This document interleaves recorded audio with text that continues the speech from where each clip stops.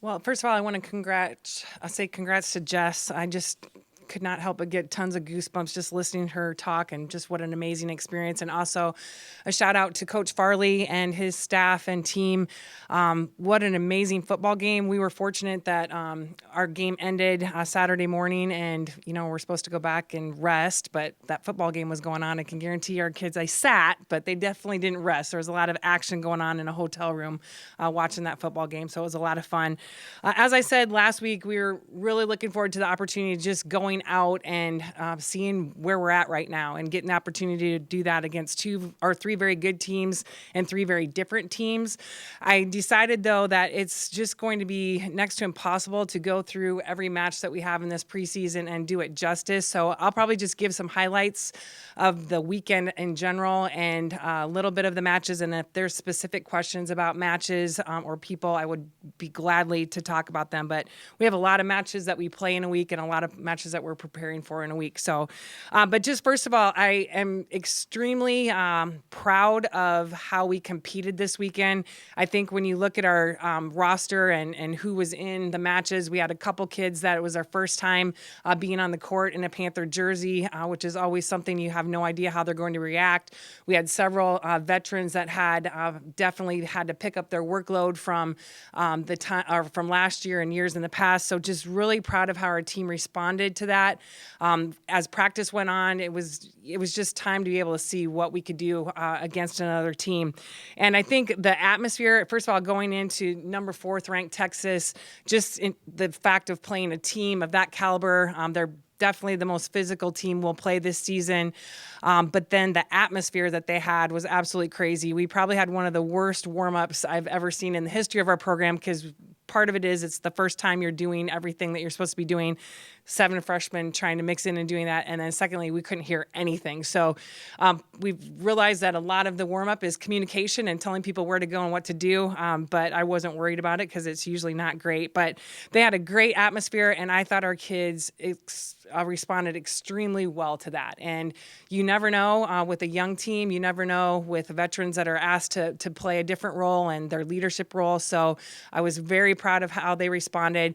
I think when you look at Texas, and how we performed, we always talk about each match we go into. We are who we are in this moment, and then each day we're working to get better, but we have to figure out ways to score with who we are right now as a team. And I thought our team did an excellent job of that. There's no way we're going to out-physical a team like Texas, so we had to find different ways to score.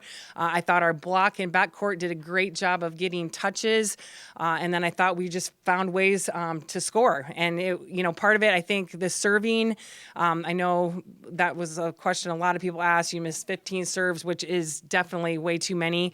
But I also think part of our game was trying to get them out of system and serve tough. And we just have to find kind of a happy medium, because I thought we did serve tough, but we missed probably way too many that night as well. Then to be able to turn around after a match like that and play 2 matches on Saturday against 2 good teams, I just really give our kids a lot of credit. I think against Liberty, we were a little bit flat and probably did not execute things like we would want to, but that's going to happen throughout the season, and we got to be able to find ways to still, again, score points when things aren't really going exactly how we want. So I thought we did a good job of that. I thought also in that match, the 4th game, we were down by 6, probably mid to late, and to be able to come back and win that game and not allow it to go 5, I think was huge for this group. So I saw a lot of good things there. And then to play Texas State on Saturday night, that was a match where I thought we probably played the best in terms of the things that we were executing. I thought we took Texas State out of their game that night, because they're a really tough team, and some things that we were doing. I was worried about the transition game. I was worried about getting beat in transition, but we actually beat them in transition. So I was proud of how we responded to that challenge. Looking at little bit of different performances, talking about a few people. Carly Taylor had an amazing weekend, led the team in kills. And what I'd say about Carly, what I was most impressed with her is that She has big goals.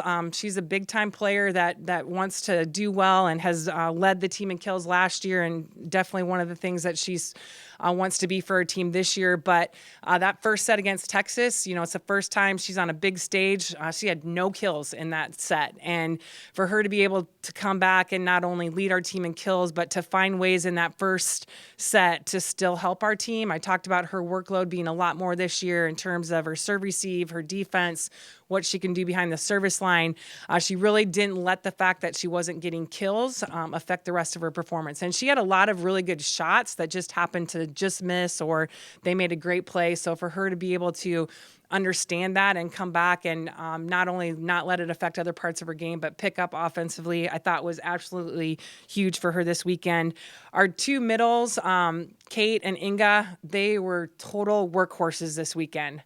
I couldn't be prouder of the way they tried to be an option offensively. I thought Rachel developed a lot of trust in those two this weekend. We were pushing both of them in the imperfect situations that I talked about. They were always trying to be an option. They also got after it on the blocking side of things, which sometimes when you're focusing on being an option every time offensively, the blocking slacks a little bit. But I thought both of those two did an excellent job. They both hit over 500 in the Texas state match, and I would take that every day. They had a really good weekend, so proud of them.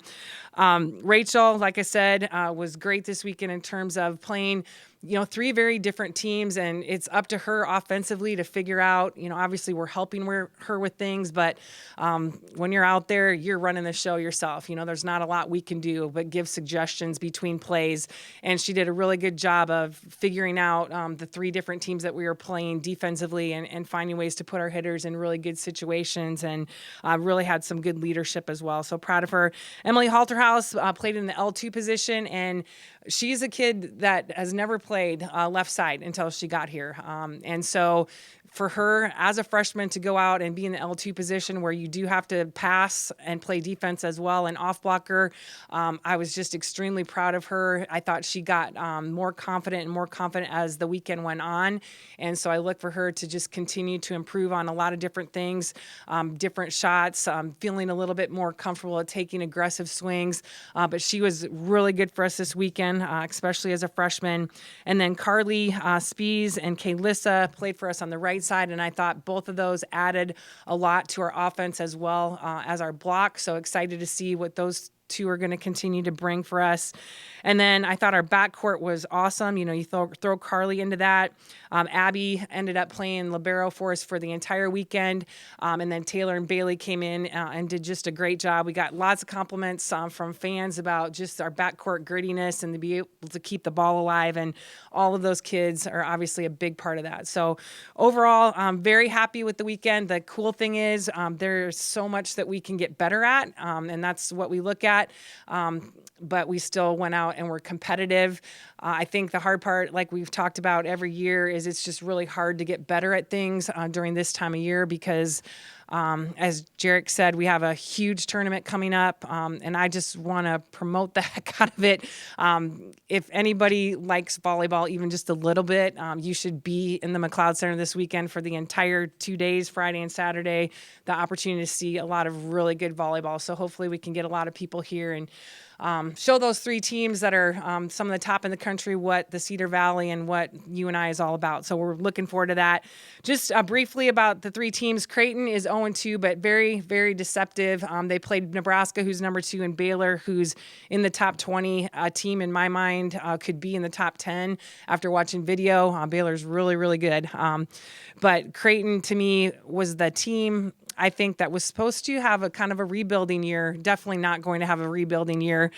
Kirsten and her staff just do an amazing job. They lost 2 of their most offensive players, but they don't really rebuild. They just reload. They have a really good balanced offense. They're a team to me that is always gritty on the defensive side.